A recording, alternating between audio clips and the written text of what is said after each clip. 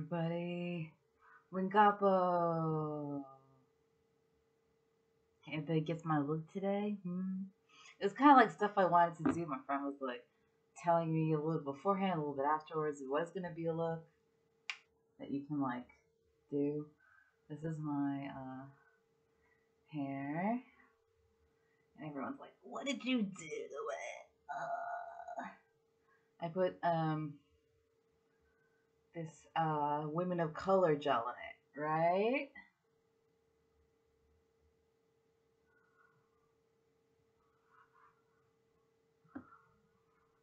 You use it for your edges in the front if you want to make like a curl here. Like if you're like, I don't know who's done it. Like I guess like Nicki Minaj or like Oprah or something. And it's called laying down an edge. And my friend was like, for your algorithm, you should really learn how to lay down an edge. So I Googled on Amazon laying down edges gel, and I came up with this hair gel. Very inexpensive. I got in the mail, and apparently at some point in the 20th century, somebody was like, oh, like they saw someone laying down an edge, and they're like, oh, why don't you put it in the rest of your hair? So women started putting it in the rest of their hair. So this look is from 1985 to match the nails. And it's a look that women would do who were about 37.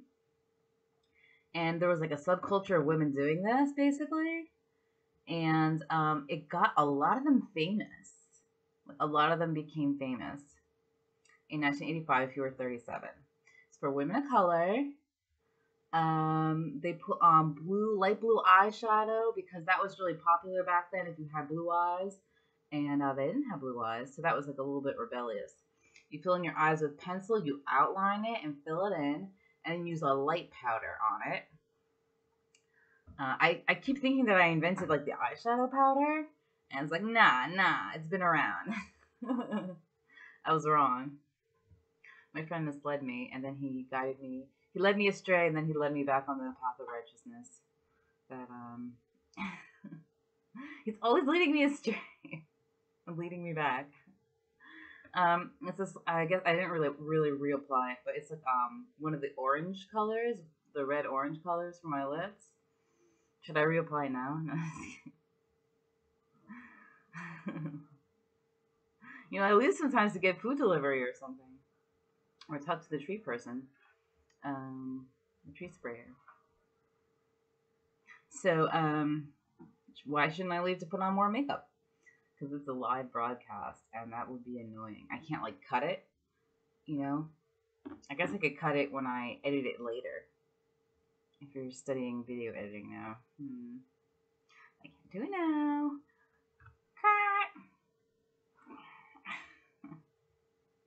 And then I put on orange liquid blush up here this time, which he said is a very healthy place to put it. He led me astray many times with blush, but he said this is a really good place to put it. Let's smush it around.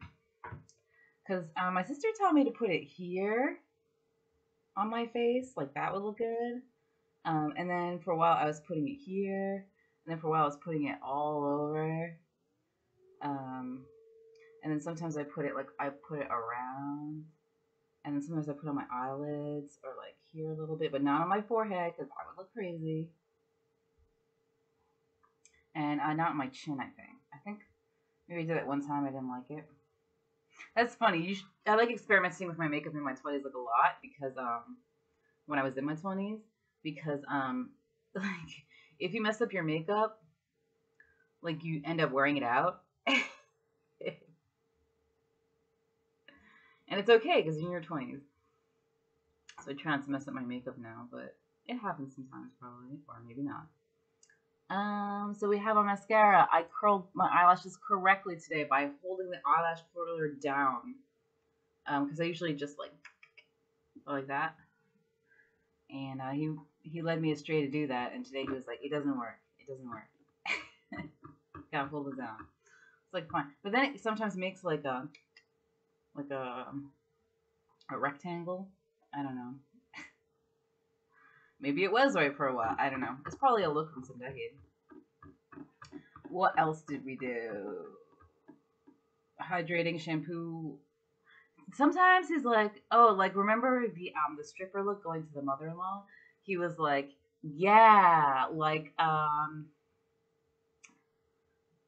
she would have a diffuser, but the technology hadn't come out yet. Because this was LA, she'd be filming in LA, and they would have some diffusers, and some strippers had them. Like, there's always technology conspiracies of like who gets what when. I don't have any technology that hasn't come out yet, though.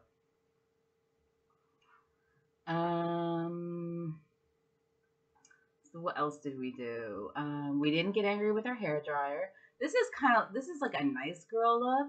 He thinks that's why they became famous, because you have to be nice to be famous. You have to not be a vindictive narcissist. And if you've ever been a vindictive narcissist, he changes the number, but it has to be like a month or a year that you haven't been a vindictive narcissist or done anything psychopathic, with a full commitment to never do it again in the future in order to become famous. So this was like a nice girl look. Like, they didn't do eyeliner. Just like kind of like a no line look.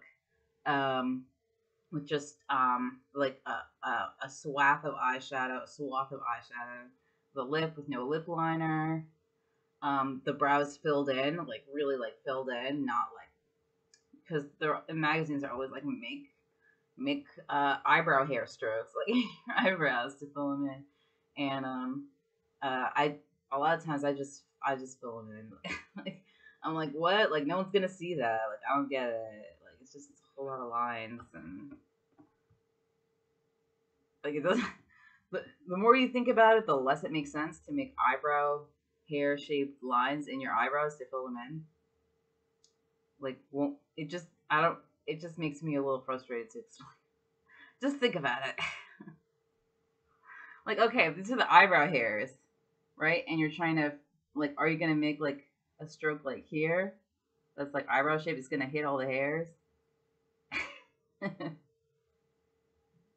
Like, no one's gonna see that. Just makes you feel like better about it or something, but like it doesn't. So what you do is you put all this in. You straighten it with a blow dryer, but not a hair straightener. You fill it all in, and then you pull it all the way through to the roots. And I went to lay an edge. I was gonna lay an edge today, and I found a good one last night. I found like a bunch last night. I couldn't find any this morning, and he's like, "Yeah, those can grow out really fast. They can grow out really fast." And he was like, a lot of women would make the mistake of like cutting some hair to make one, and like he's like, "You really just want to do that for prom? Like, it doesn't like grow out right again, kind of, and like you can't find it the next day." So this nice girl look is looking for an edge, not finding one, and just slicking it back with a little bit more water. And then it kind of messes up the rest of it, because this was nice and slick. But then it looks like you didn't try too hard, or like you didn't spend too much time on your hair, or like maybe you didn't have enough money to like put a lot more products in it. So it's like a very nice girl look. So it made them all like very non-psychopathic and non-vindictive narcissists, and like the look just really took off, and all of them became famous. He was telling me, we talk about conspiracies all the time, and conspiracy usually means like the moon landing, right? Or it usually means like something that isn't true, that doesn't make sense. Like, conspiracies say that in 1969 we didn't land on the moon, and it was just like computer animated TV footage. Like, we've never landed on the moon before. When we talk about conspiracies, though, it usually makes like more sense than what is actually there, and like you feel this like catharsis and be like, yes, it feels true, it is true. I just feel like so much better. Like, I just know, like in my heart and in my brain and in my mind, it just clicks. It makes sense. Like, I just, So one of those actually where I didn't really get that feeling, because not all of them make that feeling. You have to trust your friends, or maybe you shouldn't. I trust this friend, kind of. Actually, a lot. Um, but like maybe I shouldn't. But like one of the conspiracies he was talking about was that a lot of African American women, God bless them, we love them all unconditionally. They there have been like times at which their hair wasn't accepted, and they were like so distraught and so upset and like didn't know what to do that they all started a hair conspiracy. Okay, which isn't funny because it stinks to not be accepted so hard that you feel like you have to change. Because nobody should have to change. God makes us all beautiful just the way we are. So that is messed up that like they felt they had to do that. But he's saying that like a lot of African American women have hair like mine, actually, because it always seems like very kinky, very like fro-ish.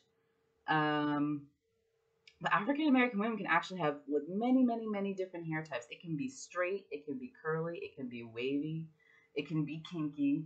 That's like 5% of women have like the kinky hair. Um, they're all different kinds. Uh, their hair comes in all shapes and sizes, just like other people, but maybe more diverse. I feel like now. So I don't know. I've always felt like I had like Jewish hair, but my friend told me he was like, "You're actually was it 27 or 28% African American, um, and 25% more is considered African American." So I don't. I mean, like I'm not that tan, but like a lot of things can happen to your skin color. Like if people bully your skin color, you can get very pale. You can get very pale. Um, so like you can kind of tell in other ways with me too. Like I don't have a list, but I have like different cultures around the world have different accents, of course, but they also when they speak English, even with a perfect like American accent, which is different all around the country, there are words that they have trouble saying, and some words that are easy to say. And he says, I talk just like an African American woman. There are a lot of words I have trouble saying. And you can tell in my face, like how I'm like modifying my face a lot when I talk. That like I just have trouble saying a lot of words. But he said I'm actually a lot of different cultures combined. And you can kind of, he says you can tell from my head aura, like he said I'm like I'm 100% Indian as well.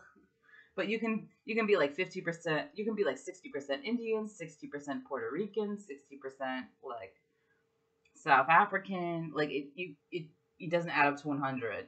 So what to identify as? I would really like on my job applications now to say like not specified. Which is actually what I did on my college applications for undergrad. I like didn't put my race because I heard like if you put white, like you don't get into any colleges. And I got into every single college I applied to that didn't have a swim test. So I guess I'm a really bad swimmer. I'm like the worst swimmer in the world. Um, and yet it always looks like I am on a boat. So with a life vest on, perhaps. So that's basically the look. It's a very nice girl who is a woman of color from, which I know means like different, you know, people too. I heard black is more PC, more politically correct than African American. Um, but I'm obviously not in the black community, so I don't know. I would, I just like I learned that like years ago that like about the 27, 28%, 27.